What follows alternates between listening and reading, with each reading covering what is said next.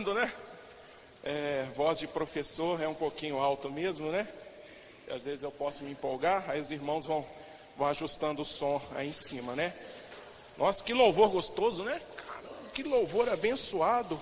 O Senhor continue abençoando nossa equipe de louvor, né? Os nossos jovens, aos irmãos que se mobilizaram para dar continuidade, né? Esse movimento de louvor, adoração e estudo da palavra do Senhor, né?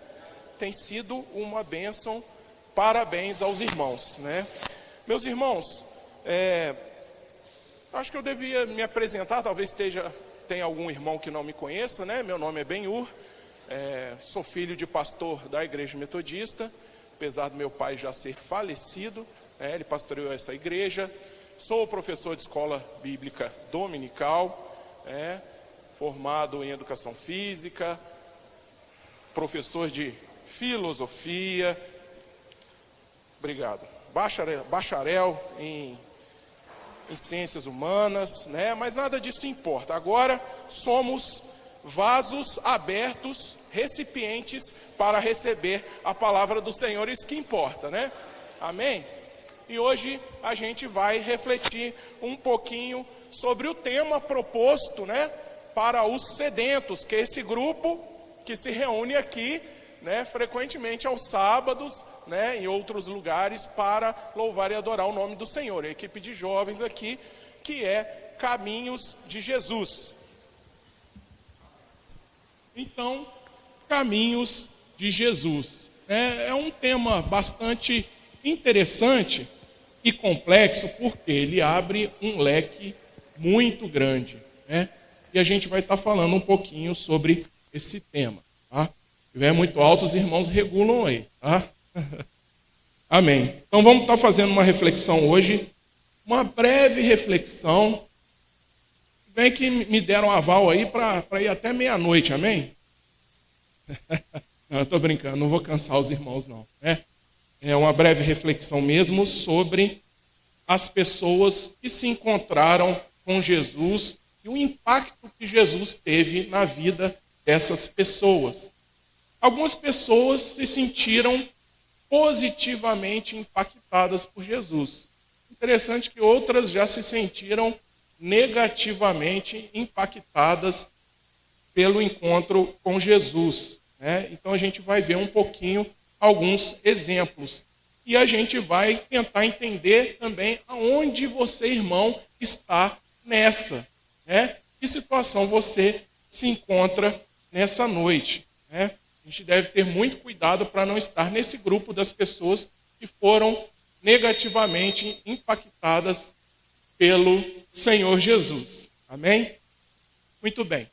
Vamos começar então refletindo sobre o jovem rico. Se encontra lá em Mateus, capítulo 10, versículos 17 ao 22. Tem gente que gosta de ler aí? Alguém gosta de ler? Então deixa eu ler, que eu gosto de ler então. Então, olha lá, Mateus 10, capítulo 10, versículos 17 ao 22. Então a gente vai aqui revisitar essa história bastante importante. Deixa eu só ver se é isso mesmo. É a história do jovem rico. Me ajuda aí. Eu acho que eu coloquei a referência errada aqui, né? Mas o jovem rico deve ser Lucas. Deve ter escrito errado aqui. Ajuda lá. Está lá em Lucas.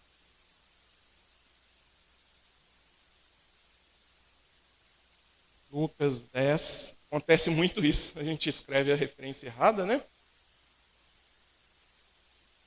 Lucas, verifica aí para mim se é isso mesmo. 10, 17 ao 22.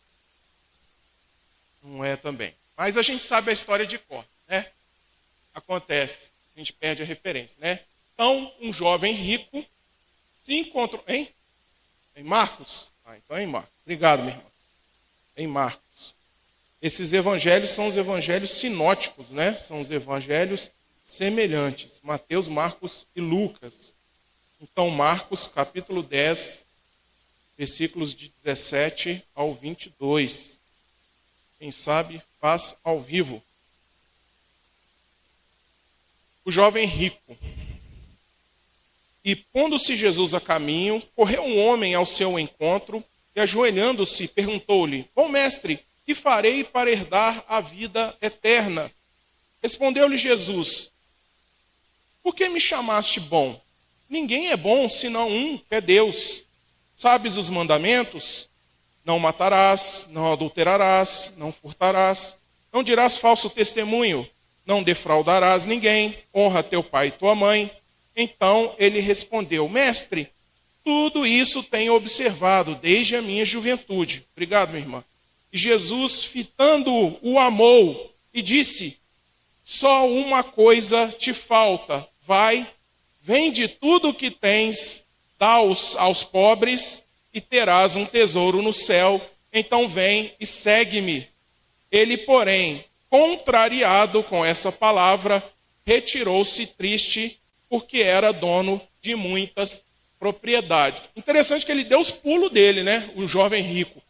Diz no início aqui que Jesus já estava a caminho de sair daquele local onde ele estava e ele correu ao seu encontro. Ele quis se encontrar com Jesus. Interessante que tem uma trend, eu acho que é assim que fala, no YouTube. Tem os YouTubers que chegam para a pessoa e falam assim, ó, 5 mil reais ou 5 minutos com Deus, com Jesus, né? 5 mil reais ou 5 minutos com Jesus. É interessante que eles só pegam as pessoas que falam que quer 5 minutos com Jesus, né? E falam da importância de Jesus, né? A sua palavra, né? E realmente, Jesus, ele teve um impacto muito grande na história da humanidade. Vocês conseguiriam fazer um exercício de imaginação de como seria se Jesus não tivesse existido, se Jesus não tivesse vindo à Terra? A gente pensaria já na moralidade, né? Se Deus, diz Nietzsche, se Deus não existe, tudo pode acontecer. Digamos assim, né? Para a gente colocar uma... Então a galera ia deitar e rolar na criminalidade, na violência, né? E provavelmente nós não existiríamos, já não estaríamos aqui, né? Então muitas pessoas faziam de tudo para estar com Jesus. Elas penetravam no meio da multidão, elas clamavam: Jesus, filho de Davi, tem misericórdia de mim. Elas faziam de tudo. E eu quero dizer que esse jovem rico teve essa chance. Só que, infelizmente, o jovem rico não estava preparado para ouvir a verdade espiritual que Jesus tinha para a vida dele. Esse homem era um homem exemplar, mas ele recebeu... Interessante que essa conversa que ele teve com Jesus era para mudar a vida dele, né? Temos outros personagens aqui que apenas uma conversa, né, uma noite que essas pessoas tiveram com Jesus mudou completamente a vida delas. A gente vai ver aqui. Mas é interessante que a gente começou com as pessoas que não agarraram essa chance, tiveram a chance, né? É interessante que hoje, meu irmão, minha irmã, você tem essa chance de ter um encontro com Jesus, amém? Só que sabe o que é mais interessante ainda? Você teve essa chance de encontrar com Jesus na segunda-feira, na terça-feira, na quarta, na quinta, na sexta, né? E às vezes a gente tem a ilusão, claro, aqui é a casa do Senhor, é um local especial, né? A gente se comove mais, a gente abre mais o nosso coração, mas o Senhor está todo dia, né, no caminho, pelo caminho, onde você passa, na sua escola, na sua faculdade, no seu trabalho, com seus vizinhos, na sua casa, enfim, em todos os lugares. Você tem a chance de ter uma conversa com o Senhor Jesus, né, através da sua palavra. E às vezes a gente não percebe, né? Assim como, por exemplo, aqueles caminhantes do caminho de Emaús, né? Diz a palavra que estavam conversando com Jesus, Jesus já ressurreto, e eles não reconheceram que era Jesus. Depois de muito tempo, quando eles já estavam tomando café com Jesus, abriram os olhos desses homens, dessas pessoas. Daí eles reconheceram que era Jesus, né? Daí, quando Jesus foi embora, né? Eles perceberam a raríssima chance que eles tiveram e desperdiçaram, porque não conseguiram entender que era Jesus, né? Hoje, nessa noite, a gente também tem essa raríssima chance, né?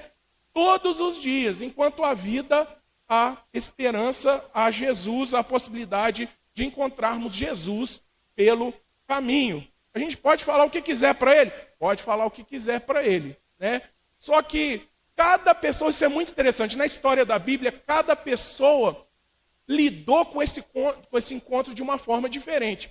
O jovem rico, por exemplo, ficou muito frustrado, porque Jesus pegou no ponto fraco dele, né? Ele não queria se desfazer dos seus bens, era uma pessoa abastada, muito rica. Sem riqueza, não tem status, sem status social, não tem reconhecimento, não tem louvor próprio. Infelizmente, muitas pessoas pensam assim, né? Um outro status também de pessoas que se encontraram com Jesus, mas não conseguiram aproveitar essa chance, está lá em João 6, de 26 a 27. Os irmãos me acompanham aí? João 6, que é a massa, né? A grande quantidade de pessoas, a multidão. João, capítulo 6, versículos 26 e 27. Meus irmãos, a palavra de Deus ela é infinita. Eu costumo dizer, né, de vez em quando a gente conversa na escola dominical, eu digo que já estou lendo a Bíblia pela terceira vez. Primeira vez que eu li, meu pai, que era pastor, me obrigou a ler, eu era criança. A segunda vez eu li quando eu era adolescente. Achei bastante interessante, a Bíblia tem histórias muito interessantes. Esse dia eu estava dando aula para os menininhos, aí tinha um cantinho de leitura lá, tinha uma Bíblia infantil, aí os menininhos, o que é isso? Um grupinho assim junto, né? Uma Bíblia infantil, ilustrada. Aí, eu não sei o que é isso não. Aí eu ouvi de longe e já fui lá. Não, isso aí é uma Bíblia infantil. Isso aí está cheio de história legal. Aí fui lá na Torre de Babel, né? Muito bem ilustrado, comecei a explicar. Cara, eles amaram a história da Torre de Babel, né? Eu expliquei isso de uma forma bem simples, né? Depois, se vocês quiserem, eu explico mais para vocês, né? Então, a Bíblia é um livro muito rico. A terceira vez, eu comecei a ler a partir dos 18, 19 anos, e, como eu digo aos meus irmãos, duvido que eu termine em vida a terceira leitura, porque ela é muito complexa, é muita informação interessante, são muitas conexões, a Bíblia é muito rica. Então a gente está passando assim muito superficialmente. A gente pode anotar as referências, né? Lembrar das histórias. Tem gente que tem uma capacidade de decorar, né? Uma memória auditiva boa, né? Chega em casa, né? Lê de novo, confirma isso que a gente está falando, né? João capítulo 6, versículos de 26 ao 27. Respondeu-lhes Jesus: em verdade vos digo, vós me procurais, não porque vistes sinais, mas porque comestes dos pães e vos fartastes. Poderia adicionar uma palavra didaticamente aqui, não somente porque vocês viram sinais, porque as pessoas acompanhavam Jesus pelos sinais, pelos prodígios, que as pessoas queriam ser curadas, as pessoas queriam um show de mágica, queria ver Jesus levitando e levantando o coxo, o paralítico. As pessoas ficavam boquiabertas nisso, né? Isso chamava muito a atenção das pessoas. Também pelo que Jesus dizia, porque era maravilhoso. E as pessoas se espantavam, se maravilhavam com o que Jesus falava. Mas, meus irmãos, como tem um negócio que chama atenção, que é a pessoa materializar algo na nossa frente, né? O pastor costuma falar que as pessoas no plano espiritual, elas esperam ver sapo saindo da boca, né? Só quando vê sapo saindo da boca é que foi espiritual. a muitas pessoas. Quando não vê sapo saindo da boca, não foi espiritual. E não é isso que acontece, né? O melhor, assim, o mais desejável do plano espiritual é o arrependimento da pessoa aos pés do Senhor, é a cura interior da pessoa, é a salvação, a pessoa alcançar a salvação da sua própria alma, né? É o amor, é a propagação do amor, é amar, é a coisa mais difícil, porque Jesus era muito radical no amor. Jesus, quando veio com a ética do amor, primeiro que era uma novidade, né?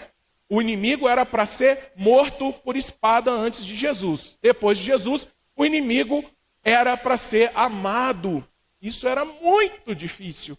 Isso não entrava na cabeça das pessoas, porque era novo, era uma novidade filosófica, né? Era uma novidade espiritual que chamava muita atenção, né? Então as pessoas, chamava tanto esses sinais e prodígios, tanto a atenção das pessoas, que Jesus, naquela época, atraiu multidões, né?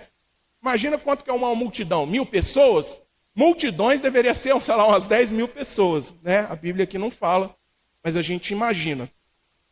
Então diz o versículo 27, trabalhai não pela comida que perece, mas pela que subsiste para a vida eterna, a qual o Filho do Homem vos dará. Porque Deus, o Pai, o confirmou com o seu selo. Então, o importante é a herança espiritual, imaterial, né, que a gente recebe de Jesus e não os seus sinais e os seus prodígios. E quando Jesus começou a multiplicar pão e peixe, o que as multidões pensaram? Oba, não preciso trabalhar mais. Vou colar tem aquela música, sai da minha aba, sai para lá, né? As pessoas queriam ficar na aba de Jesus. Muita gente pensou, oba, não preciso mais trabalhar. Esse cara multiplica comida, eu vou ficar na aba dele para sempre, né? Então as pessoas, elas tinham esse interesse nos sinais e prodígios de Jesus e somente. E essas pessoas se encontravam com Jesus e ouviam de Jesus, mas entrava por aqui e saía por aqui, porque não é isso que elas queriam.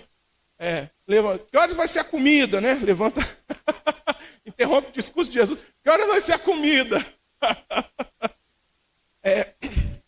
Outro exemplo de uma pessoa que encontrou Jesus pelo caminho e não valorizou, está lá em Lucas, capítulo 17. Deixa eu ver se é isso mesmo. Deve ser. Lucas, capítulo 17, se não for, os meus irmãos ajudam a encontrar aí, hein?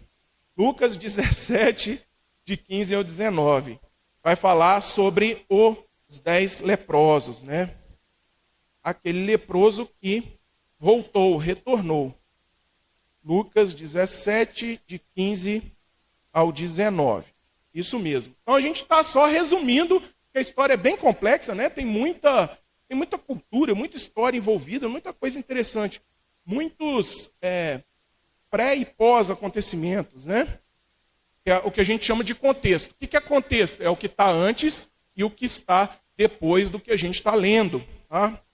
Então diz assim, um dos 12, vendo que fora curado, voltou dando glória a Deus em alta voz. E prostrou-se com o rosto em terra aos pés de Jesus, agradecendo-lhe. E este era samaritano. Então Jesus lhe perguntou, não eram 10 os que foram curados? Onde estão os 9? Não houve, porventura, quem voltasse para dar glória a Deus, senão este estrangeiro? Lembrando que estavam em Judá, né? Basicamente, esse homem que foi curado era de uma terra rival dos judeus. E disse-lhe, levanta-te e vai, a tua fé te salvou. Interessante que dos 10, só uma pessoa aproveitou o encontro com Jesus, né? Os outros 9, muito mal agradecidos. Às vezes eu fico pensando no que aconteceu depois. Isso é que eu fico viajando. Será que essas pessoas voltaram com a lepra de novo? Porque eram mal agradecidas? Né? Eu não sei. A Bíblia não conta. Né? Seria um plot twist bem interessante, né? Uma resolução interessante para a história.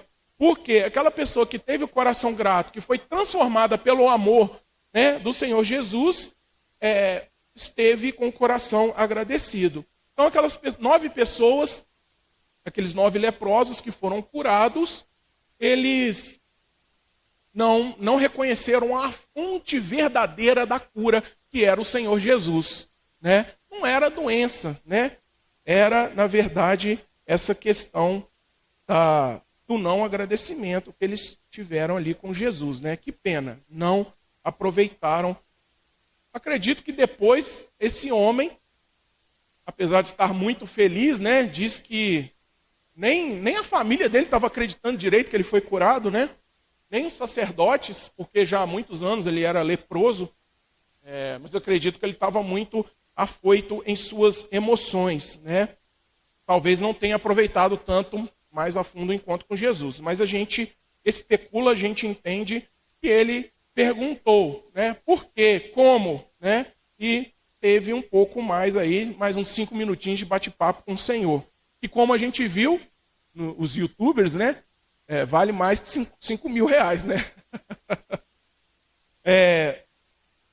Vamos lá. Seguindo, meus irmãos, vamos para Nicodemos. Agora vamos para um grupo de pessoas que conseguiram aproveitar positivamente esse encontro com Jesus, quando Jesus estava pelo caminho. Nicodemos e os guardas. É interessante que a gente fala muito desses personagens centrais e principais da Bíblia, mas e os guardas? Mas e as pessoas comuns do dia a dia? Né? Eu acho interessante essa passagem, porque ele dá um foco um pouco maior nesses que não são os protagonistas. Né? Lá em João, capítulo 7, vamos viajar pela Bíblia aí, meus irmãos, cavalgando na Bíblia aí, chama isso, né? Vamos lá. Lá em João, capítulo 7, versículos 45 a 53. Vamos lá, João 7... versículos 45 ao 53. É muito gostoso estudar a palavra, né? Mas a gente não tem tanto tempo hábil assim. Né? Já aproveitando, gostaria de convidar aqueles que se interessarem, né? Todos os domingos, 9 horas da manhã, temos aqui a nossa escola dominical, onde a gente destrincha, né? A gente estuda, tem 50 minutos de estudo, 1 hora de estudo para poder... Você pode perguntar por que o céu é azul, por que os passarinhos cantam. Se você quiser, está aberto para perguntar qualquer coisa, né? Amém? Diz assim a palavra: os guardas voltam sem Jesus.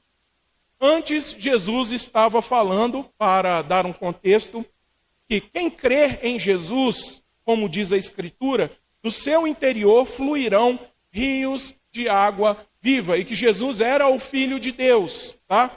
E os saduceus, os escribas, os fariseus, os estudiosos e detentores do poder religioso da época não estavam satisfeitos com isso, tá bom?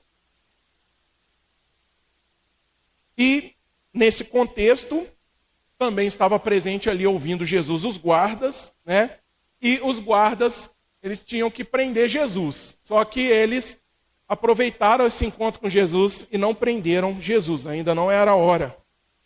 Voltaram, pois, os guardas à presença dos principais sacerdotes e fariseus, e estes lhe perguntaram: por que não o trouxestes? Por que não trouxeram Jesus preso como a gente havia ordenado? Responderam os guardas: jamais alguém falou como este homem. Jamais alguém falou com este homem. Eles aproveitaram, ouviram. Eles foram lá para prender Jesus. E o que aconteceu? Ouviram o que Jesus tinha, que estava falando sobre os mistérios do reino, né? E ficaram muito admirados, ficaram maravilhados. E acabaram, ficaram boquiabertos, pasmos. Quais outros adjetivos a gente teria? Espantados, aproveitaram esse encontro. Replicaram-lhes, pois, os fariseus, lá no versículo 47. Será que também vós fostes enganados? Será que vocês foram convencidos pela palavra desse homem? Porventura creu nele alguém dentre as autoridades ou algum dos fariseus? Por que eles disseram isso? Porque Nicodemos estava ali naquele lugar e nos versículos a seguir, Nicodemos vai defender que não era para prender Jesus, né? E era muito difícil um fariseu, um doutor da lei, se render à mensagem de Jesus, porque eles eram os principais inimigos de Jesus, era o principal alvo das críticas de Jesus se dirigia a estes homens fariseus, saduceus, escribas, os doutores da lei e aqueles que pertenciam ao sinédrio. Eu sempre falo uma coisa, quando a gente sai da nossa casa e vai ouvir a palavra do Senhor ou vai ter um estudo bíblico, eu sempre falo que a gente tem que voltar com algo novo, que a gente não conhecia, né? Porque se você ouvir mais do mesmo, o que vai adiantar, né? Então, Nicodemos era do sinédrio. Sabe o que era sinédrio? Era um lugar que tinha uns 71 membros. Eram ex-sumos sacerdotes, né?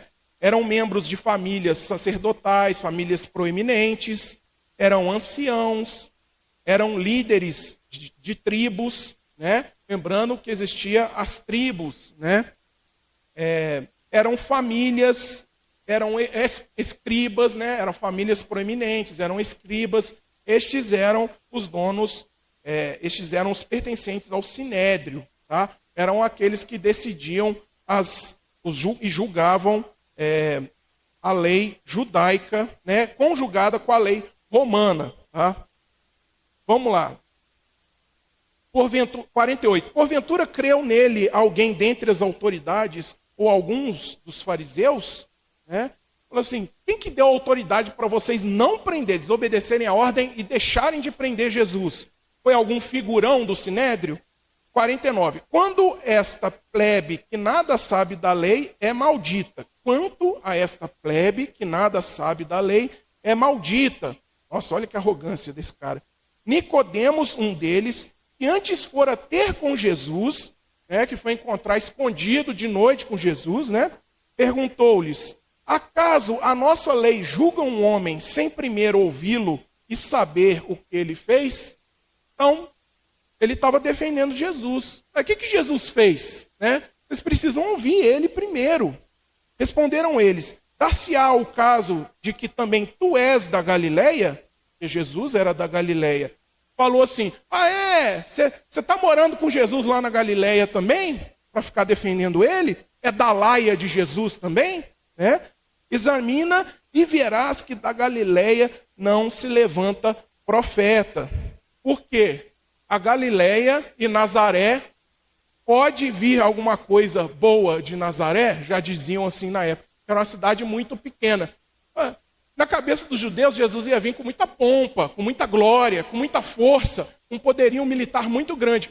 Vem Jesus nascendo num lugar simples, escondido, né? Tem cidade que a gente fala que a cidade é tão pequena que não está nem no mapa, né? Nazaré era desse tipo de cidade, era na Galileia. Digamos que Judá era um estado, Galileia era outro estado, né? E era muito pequeno. Um profeta pode vir de um lugar tão simples, né? E ele queria diminuir a figura de Jesus, né? Para que esse fariseu, para que essa pessoa do sinédrio que estava defendendo Jesus baixasse um pouco a bola dele. E cada um, depois dessa discussão, foi para casa. Então eles aproveitaram as palavras de Jesus, viram que era coerente, né? Aproveitaram esse encontro. E não só o Nicodemos, como também os guardas defenderam Jesus. Tá? E, rapidamente, só para a gente finalizar aqui, mas 2 exemplos, né? Paulo, né? Que tinha o seu nome romano, Saulo. Tá? Não é que Saulo trocou de nome para Paulo, não. Né? Saulo era o nome romano, Paulo era o nome judeu dele. Né? Mas quando Paulo teve essa experiência de encontrar Jesus pelo caminho, espiritualmente falando, uma luz muito forte, né? E falou, Saulo, Saulo, por que me persegues? Porque Saulo matava judeus, né, em nome da sua fé mal interpretada, da sua fé torta. né? E Paulo aproveitou esse tempo dos 3 dias que ele ficou cego, sem enxergar nada, refletindo na sua cabeça e a mensagem de Jesus ecoando na cabeça dele. Paulo, Paulo, por que me persegues? Mas Paulo achava que estava matando e perseguindo os judeus em nome do Senhor, né? Então tinha alguma contradição, alguma coisa errada aí, né? E ele jejuou, diz que ele não comeu nada durante aqueles 3 dias, né? De tão perplexo, né? Como diria o outro, perplexo, que ele estava, né? De tão perplexo que ele estava. Ele fez essa reflexão muito profunda, esse jejum muito profundo, né? Até que um homem chamado Ananias fez a obra do Senhor e explicou: não, quem falou com você foi o Senhor Jesus, né? E ele está te chamando para restaurar e transformar a sua vida. Ele quer agora, você era perseguidor, agora você vai ser perseguido, você vai falar da palavra do Senhor Jesus para as outras pessoas, né? É interessante que Paulo, ele aproveitou tanto essa experiência, esse encontro com Jesus, que diz a palavra do Senhor, Paulo sentia prazer nos insultos, nos açoites, nas perseguições. Teve um momento lá em 2 Coríntios que ele fala que ficou tão impactado porque os animais, uma turba de animais, ele teria sido jogado a uma turba de animais que estavam prestes a devorá-lo, né? Os teólogos não batem o martelo com certeza, mas a maioria acha que era uma turba furiosa de pessoas. Já tem outros que falam que poderia ser animais mesmo, leões, tigres, né? Um circo, ele foi jogado aos animais para ser devorado vivo, né? E esse homem, ele aproveitou tanto essa experiência com Jesus, quando ele estava ao caminho, pelo caminho, né? Que ele sentia prazer, até prazer no seu sofrimento, na perseguição, em prol do reino do Senhor, né? Porque o Paulo foi o maior missionário que a gente tem conhecimento até hoje, né? E Zaqueu, né? Vocês lembram que Zaqueu era um cobrador de impostos, roubava muito, né? E quando ele teve um encontro com Jesus, Jesus foi almoçar na casa dele, ele se arrependeu profundamente e ele falou: olha, eu vou doar metade, eu me arrependo do que eu fiz, eu vou doar metade de todas as minhas riquezas. E se eu defraudei alguém, se eu roubei alguém, eu vou restituir quantas vezes? Quem lembra? Quantas vezes? 4 vezes. 4 vezes aquilo que eu roubei. Ou seja, ele possivelmente ficou pobre, né? Não sei se pobre, mas ficou numa situação bem complicada, porque ele deve ter roubado muita gente, né? Ele roubou X reais e vai retornar 4X reais, esse homem estava devendo para muita gente, né? Então, meus irmãos, o que o Senhor espera de nós, né? O Senhor espera de nós o que está escrito lá em Miqueias 6:8. Né? Miqueias foi um grande profeta, ele foi o único a falar, a profetizar que Jesus iria vir de Belém, né? Inclusive, recentemente, não sei se os irmãos ficaram sabendo, já estou encerrando, tá, meus irmãos? Recentemente acharam 7 urnas escrito Jesus, né? Vários ossários. Jesus era um nome muito comum naquela época, né?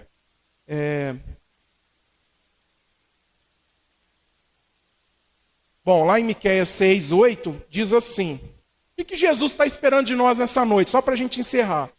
Ele te declarou, ó homem, o que é bom e que é o que o Senhor pede de ti, que pratiques a justiça e ames a misericórdia e andes humildemente com o teu Deus. Então, meu irmão, você pode, se você quiser, nessa noite, amanhã, né? Depois de amanhã, a hora que você quiser, você pode humildemente se ajoelhar perante a poderosa mão do Senhor, a misericordiosa, salvadora mão do Senhor, derramar o seu coração, né?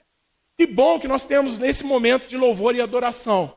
Mas Jesus é um Deus relacional. Ele está pelo caminho o tempo todo. Você pode achar Jesus o tempo todo, em todo lugar. Senhor, Jesus está em todos os lugares, está em todos os lugares. Está em lugares ruins também? Sim, ele é onipresente. Você pode, em qualquer situação, situações ruins, você pode achar Jesus, implorar esse encontro com Jesus e falar o que você quiser.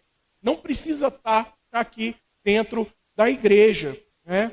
Amém, meus irmãos? Então, que os irmãos também possam aproveitar essa chance e, com humildade de coração, estarmos diante do Senhor Jesus, implorando uma conversa, a sua presença, e aproveitar esse momento com Ele, não negar esse momento com Ele, tá bom? No dia a dia, nós entendemos que Jesus está conosco, nos ouvindo, em nome de Jesus. Amém. Obrigado pela oportunidade, né? Em nome de Jesus. Se faltou alguma coisa, que o Senhor Jesus e o seu Santo Espírito possa completar ao coração dos irmãos. Amém.